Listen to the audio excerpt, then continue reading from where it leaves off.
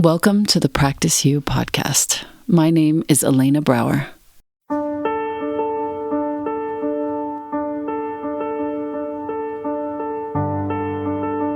Let's dive into today's conversation regarding life's myriad transitions and how we refine our responses in our relationships, our wellness, our households, our work, and in our practices. You are invited to learn and love and listen with me. Welcome to Practice You.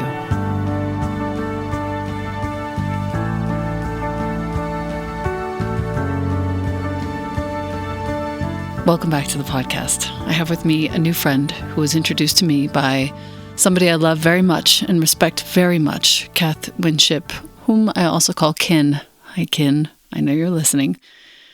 We have Nan Seymour here with us today, listener, and we are very lucky humans to have her. She created river writing in order to foster voice and authentic connection. Everyone is welcome in Nan's circles. This community-held writing practice that she hosts was designed for anyone willing to pick up a pen. There is a recent PBS documentary that highlights river writing as a method of repair for what is broken in our relationship with the natural world. This is a very special human. Her debut poetry collection, Prayers Not Meant for Heaven, was published by Toad Hall Editions in the summer of 2021. Her story, Lake Woman Leaving, a Modern Myth, was awarded the 2022 Alfred Lambourne Prize by Friends of Great Salt Lake. We're going to hear a lot about the Great Salt Lake in just a moment. As the poet in residence on Antelope Island, Nan Seymour led day and night vigils on behalf of the imperiled Great Salt Lake throughout 2022 and 2023 Utah State legislative sessions. This is important. During her weeks on the receding lake shore, she assembled the praise poem called Irreplaceable, a collective love letter containing over 400 individual voices from lake-facing citizens. This epic ode is a community cry for this essential ecosystem's full restoration.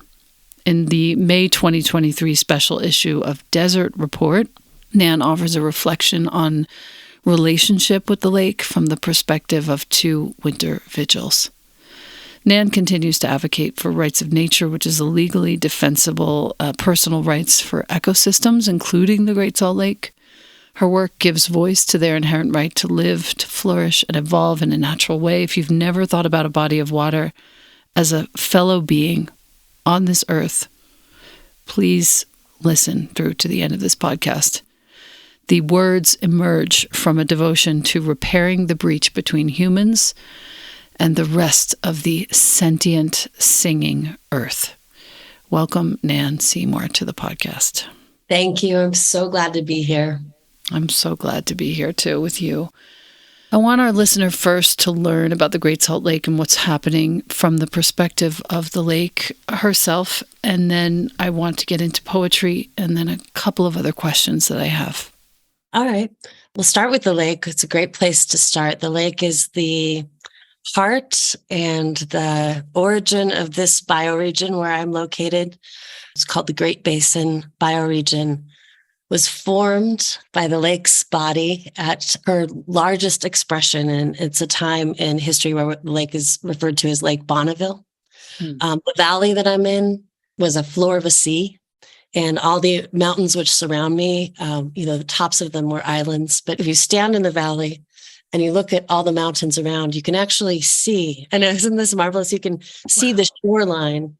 It's called the Shoreline Trail now, the Bonneville Shoreline Trail, but it's a traceable shoreline. So I'm coming to you from the wave-made world.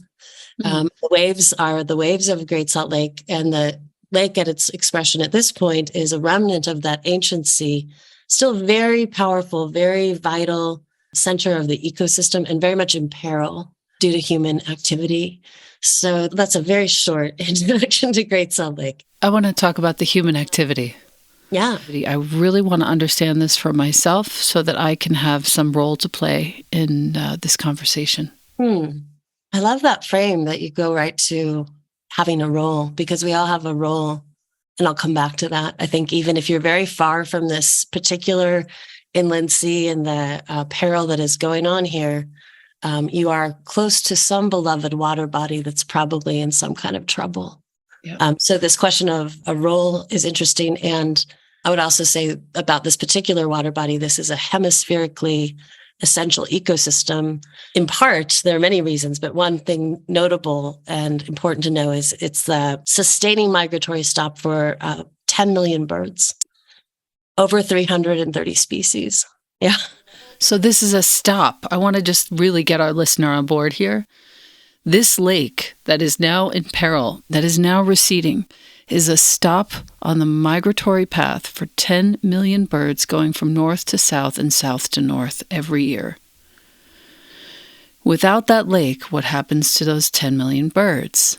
They really don't have any place to go. Other saline seas in California have dried up. Owens Lake is an example.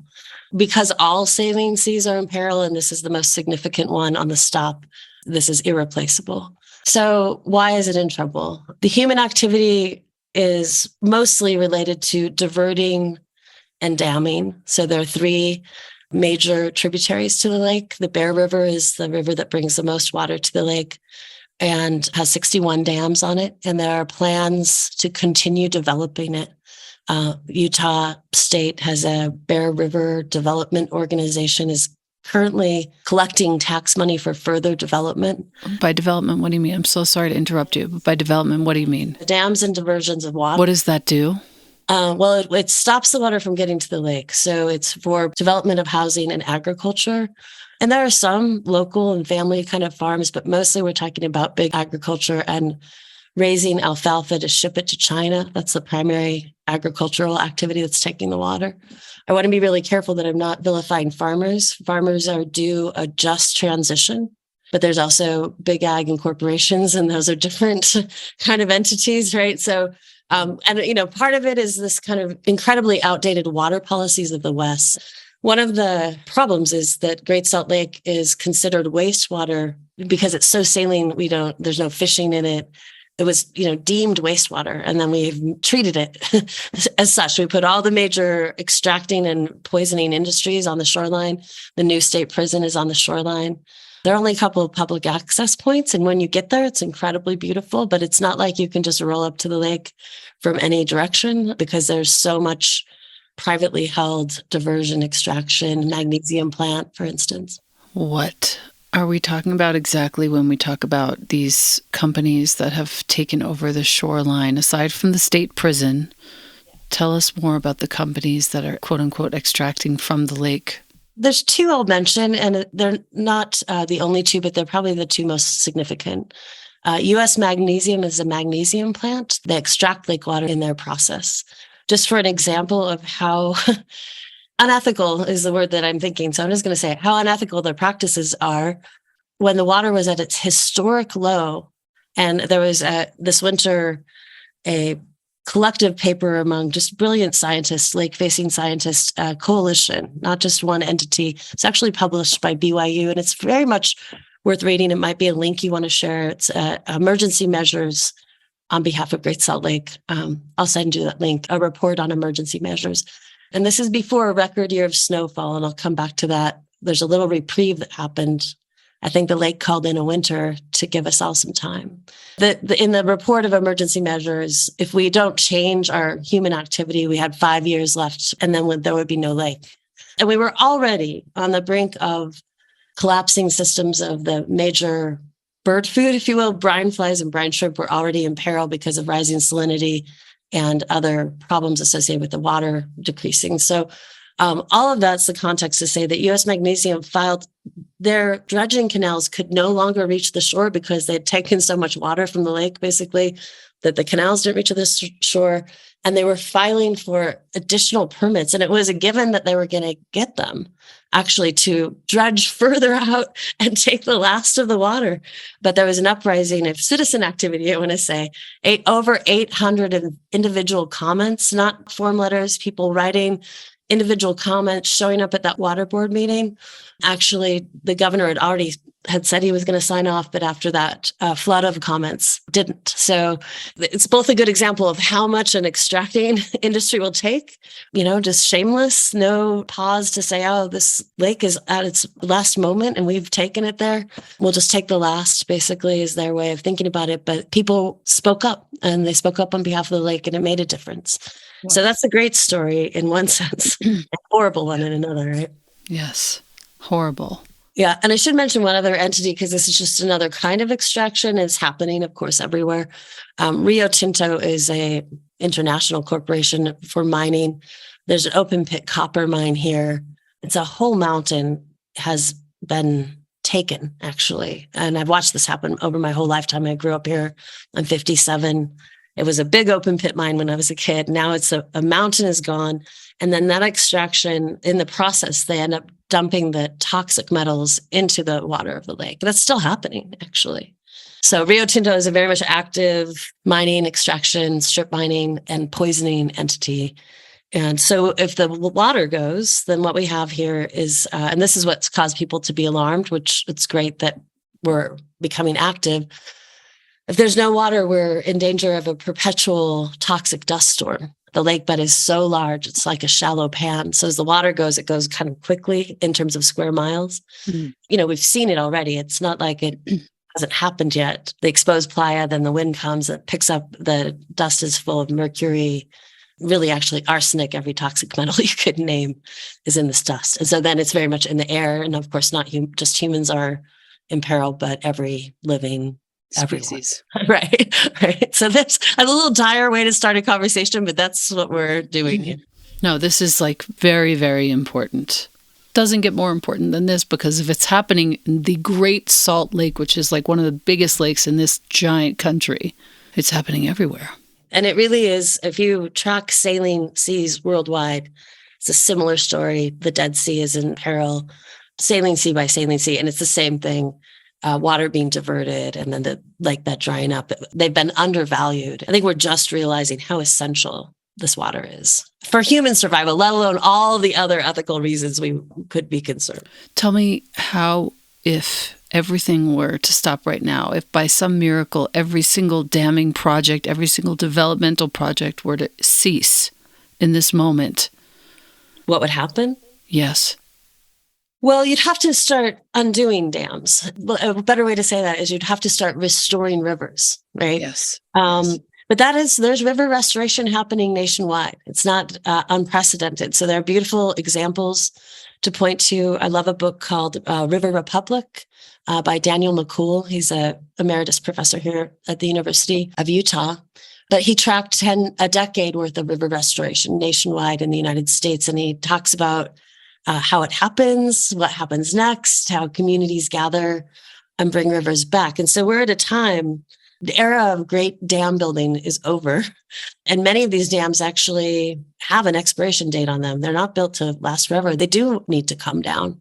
And we know it. So there's this kind of encouraging way of looking at this. It's it's time. It's time to restore the rivers. It's time to grant legally defensible sovereign rights to water bodies. And there are precedents internationally. We don't even have to make it up. So there's some really encouraging things to follow, actually. I don't know how much time it would take to bring the lake back to its full restoration, but I'll tell you this. We had an unprecedented winter. We could talk more about that. Incredible snowpack. The lake has risen 5 vertical feet. I know. Our listener, my hands are in prayer. Nan and I can see each other. So my hands are in prayer. Wow.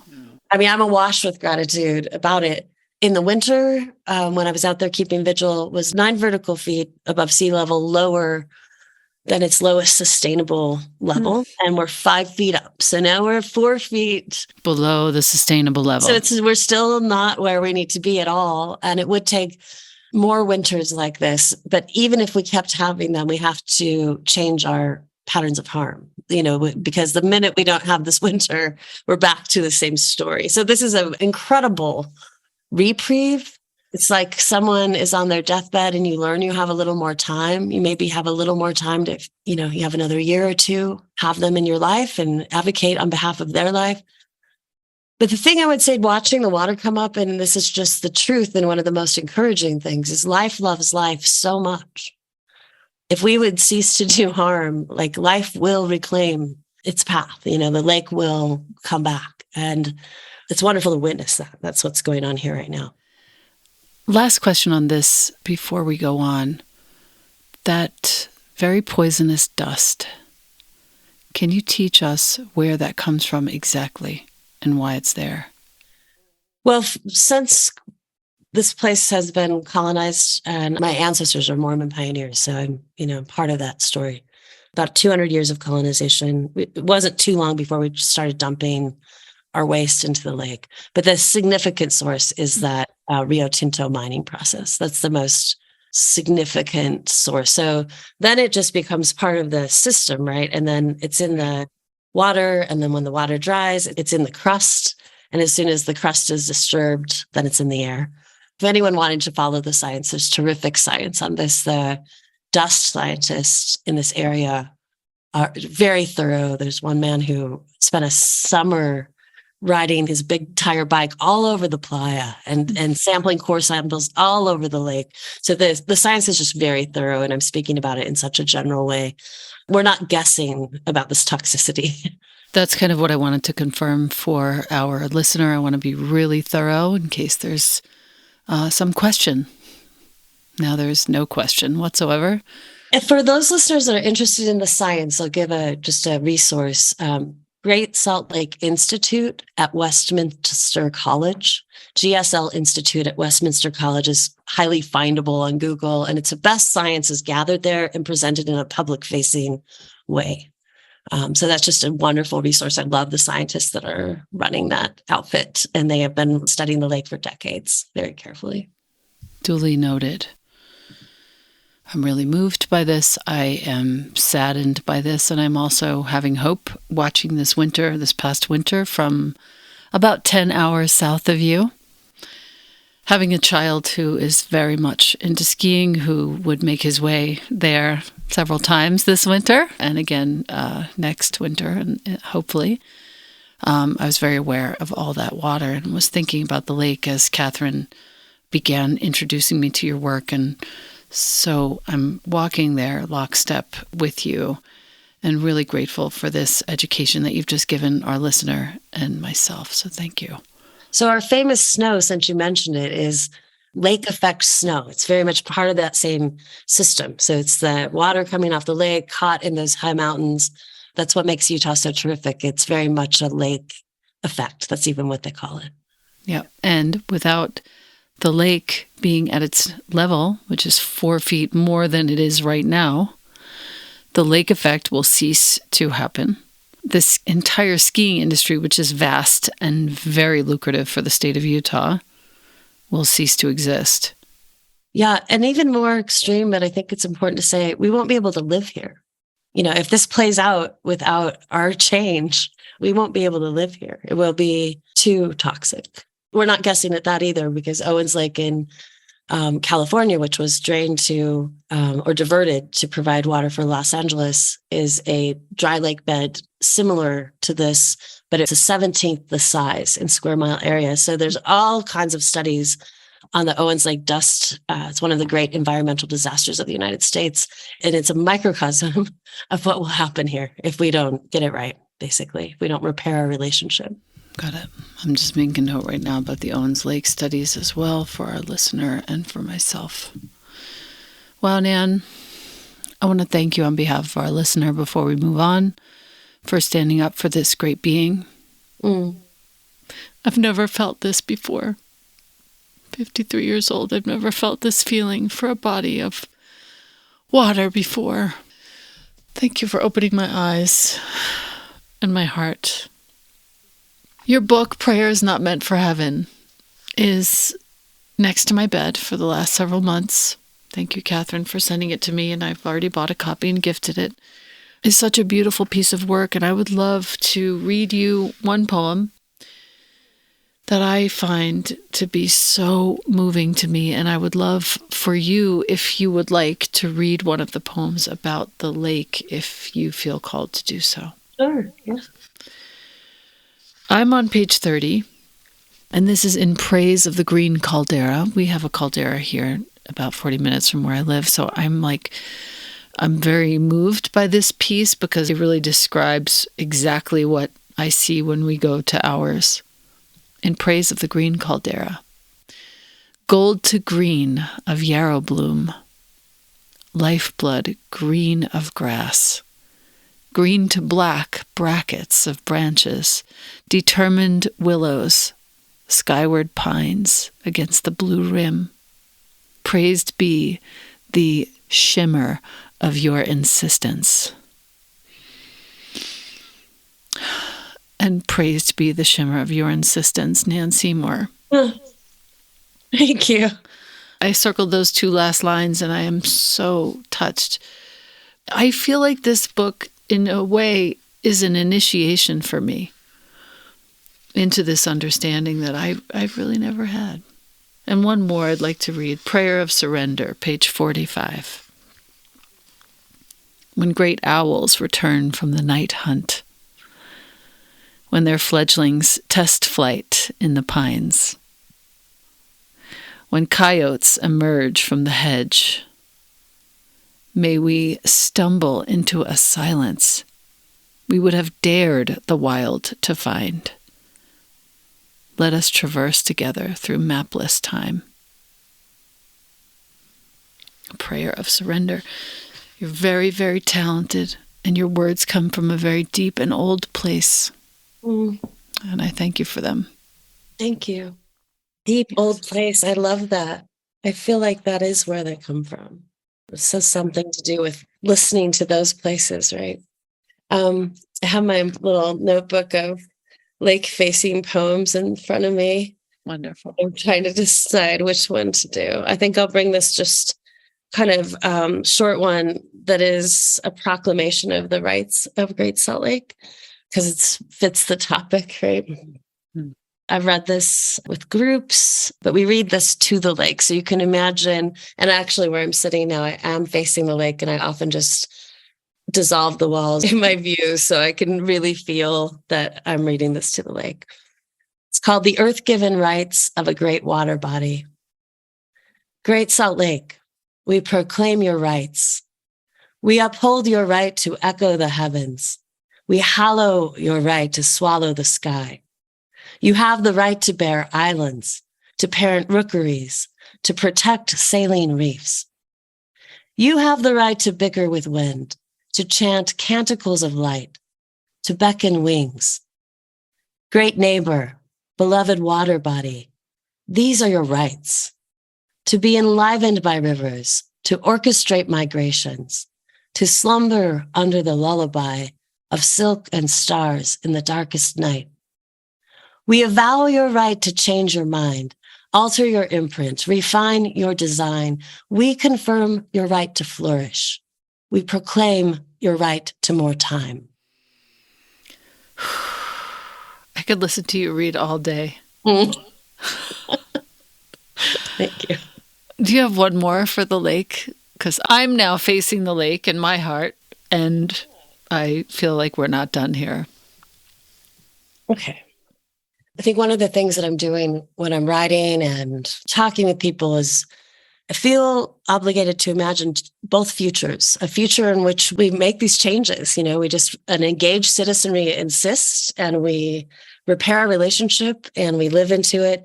But I also have to look over the cliff edge, and we have been doing that. We've been looking over the precipice, and this poem was written looking over the precipice, but it also holds a lot of this beauty. I took the line from a movie, Don't Look Up. It was on Netflix. It's kind of a terrific movie for people who care about these things. Had humor and a lot of pathos. The prompt line is, and the title is, Once We Had Everything. So I'll read that. Once we had everything. We had an island full of bison. We had a sky full of flight. We had a sea full of northern shovelers. In fall, we had an ocean full of grebes, divers with ruby eyes and dark lashes. We had everything. Meadowlarks tuned the morning, coyotes crooned the night. We had a beach full of sand, and each grain a spherical world, not ground, but grown. We had circles full of people bearing stories, some not easy to tell, and yet the tellers told them anyway. We had a basin and a range. We lived on a seafloor. We wanted nothing more than what we dreamt at night as we slept in her generous bed, which once held all the water. The same water which once held my mother, a 9-year-old looking to hers, and her mother who said, "Look how the water holds my large body. She can hold you." And then my mother laughing with delight. And we were once water too, mirroring the skies. We doubled heaven. We were lyrical, fluid, and lake-voiced. We had a smell ripe with life. We had salt in our eyes. We felt the sting. We were a great body reclaiming. We were a basin, yearning to be full again. We were a great lake, dreaming herself whole again. Once she had everything. Once we had everything. Wow. I think I need to take a couple of days off. I understand that feeling. I really do. Just like come over and hang out by that lake. That would be wonderful. I would love to take you there anytime. Yeah. That home reflects a real place, since not all of your listeners will know. So the place I kept vigil it's a place called Antelope Island. And Antelope Island has native antelope, but also bison. It's an island full of bison. And then early spring, late winter, meadowlarks come back, and the whole place, and I was living there to hear it, but the whole place just becomes filled with music perpetually. What month of the year is that? Would have been, so that's like early March and maybe late February where the meadowlarks come back. But the 2 last years I lived there from mid-January through early March, because that's the legislative session. And it's a really magical time to live there, because there are very few people on that island. There's, some park staff. It was quiet in the winter, but a lot of people came out, walked the water with me, sang with me, read poetry to the lake, wrote poetry for the lake, so on. Will you be doing that again anytime soon? Well, this upcoming legislative session, I feel called to do something a little different. So for 2 years, I've been at the lakeshore. That was the lake's idea. Absolutely, it wasn't mine. And calling people to the shore, right? But it's not so accessible. You've got to have a car to get there, pay a park fee, and so on. And hundreds of people came out in 2 years. But this year, I feel like the vigil I need to keep and invite people to needs to be on the steps of the Capitol building, which is actually just a mile from my house. And it's also just a mile from this shoreline, and it's in view of the lake. But I just feel like I've been calling people to the lake, and it's time to bring the lake to the people. And it's time to make our growing love much more visible. So I'm going to bring it into town, and I'm good at being out in the cold. So I'll be on the steps of the Capitol. I don't want to be inside. I want to be where, we can be in direct relationship with the lake from that building, and hopefully it'll be noticed. When will that be happening? That'll be every year. The Utah State Legislative Session is mid-January. It's a 6-week session. It happens really fast, but we'll be building towards that. We even have something this week where we're doing community art builds. Some of them are taking place on the Jordan River, which feeds Great Salt Lake.